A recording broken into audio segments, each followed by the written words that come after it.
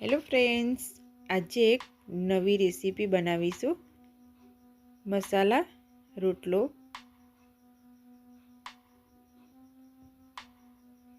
બાજરીનો લોટ લીધો છે.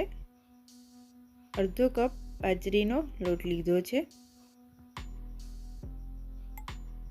અડધી ચમચી હળદર લેવાની છે.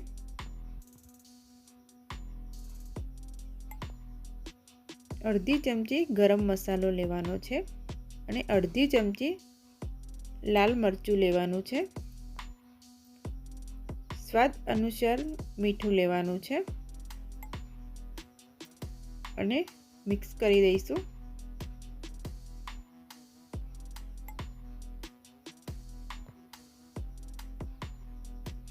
પછી ધીરે ધીરે પાણી એડ કરીશું અને લોટને બાંધી દેવાનો છે.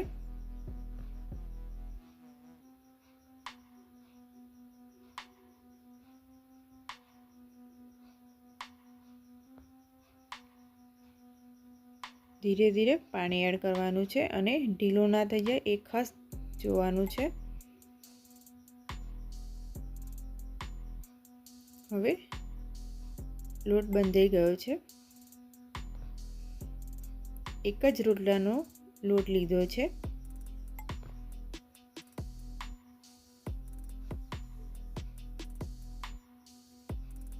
હવે સરસ લોટ બંધાઈ ગયો છે. હવે આપણે હથેળીથી આવી રીતે દબાવવાનો છે એટલે લોટ સોફ્ટ થશે.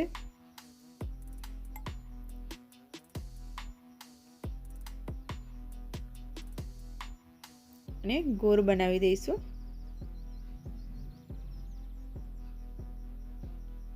થોડું હાથમાં પાણી લગાવીને આવી રીતે ગોળ બનાવી દઈશું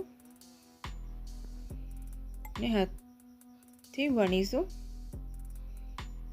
આવી જ રીતે દબાવવાનું છે એટલે આજુબાજુની ધાર ફાટી ના જાય એટલા માટે.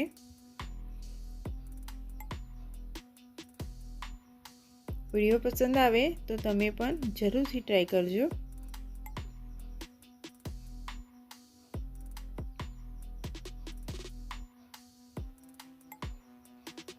સરસ રોટલો બનીને રેડી થઈ ગયો છે. હવે આપણે શેકી લઈશું.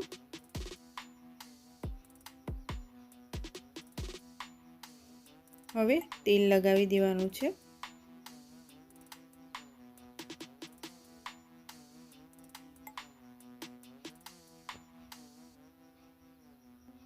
પછી ધીરે રહીને રોટલો મૂકી દઈશું.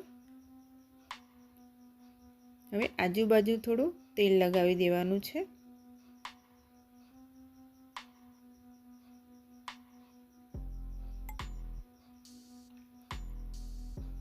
અને રોટલાને થવા દઈશું.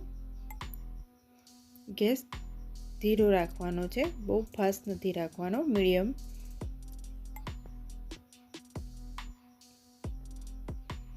હવે બીજી સાઈડ ફેરવી લેવાનું છે.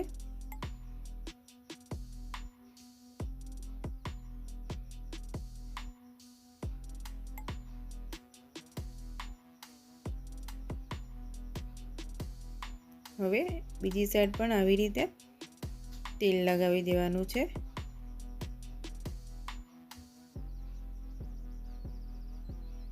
વિડીયો પસંદ આવે તો તમે પણ જરૂરથી ટ્રાય કરજો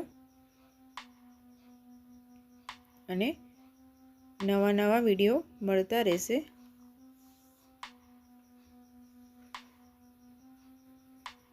હવે શેકાઈ ગયો છે. બીજી સાઈડ શેકી લઈશું.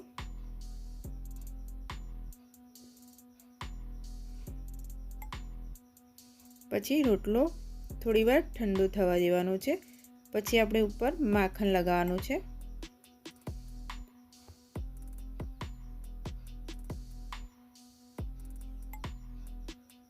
થોડું માખણ લઈ લઈશું.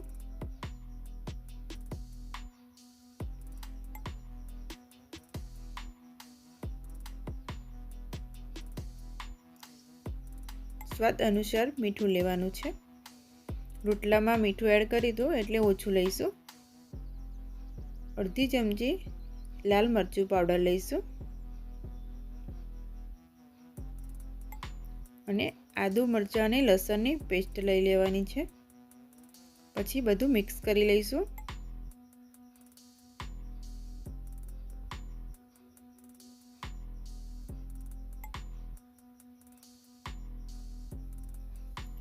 બધું જ મિક્સ કરી લેવાનું છે। પછી બધી બાજુ લગાવી દેવાનું છે।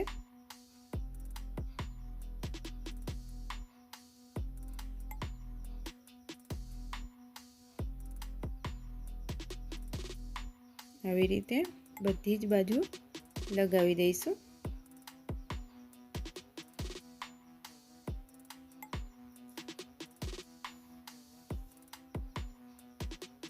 આ વિડીયો જરૂરથી ટ્રાય કરજો।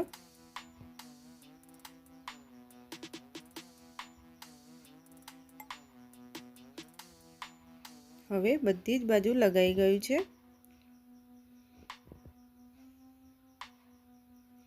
હવે ગેસ થોડો ધીરો રાખીશું।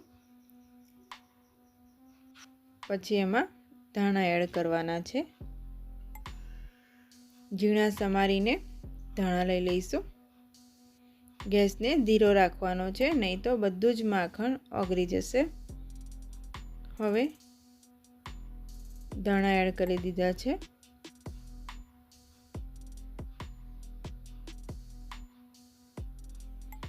વિડીયો પસંદ આવે તો તમે પણ જરૂરથી ટ્રાય કરજો અને ગુજરાતી વાનગીમાં નવા વિડીયો મળતા રહેશે।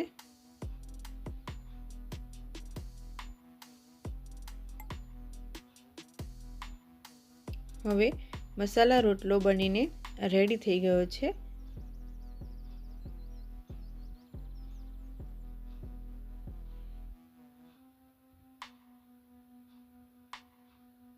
પછી એમાં આવી રીતે 4 ભાગ કરી દઈશું।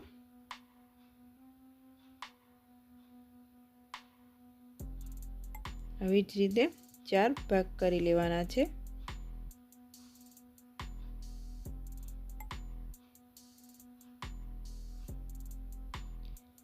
મારી ચેનલ ઉપર નવા આવ્યા હોય તો લાઈક અને સબસ્ક્રાઈબ જરૂરથી કરી દેજો। ફરી એક નવા વિડીયો સાથે મળીશું અને મસાલા રોટલો બનીને રેડી થઈ ગયો છે। વિડીયો પસંદ આવે તો તમે પણ જરૂરથી ટ્રાય કરજો। ફરી એક નવા વિડીયો સાથે મળીશું। Thank you for watching.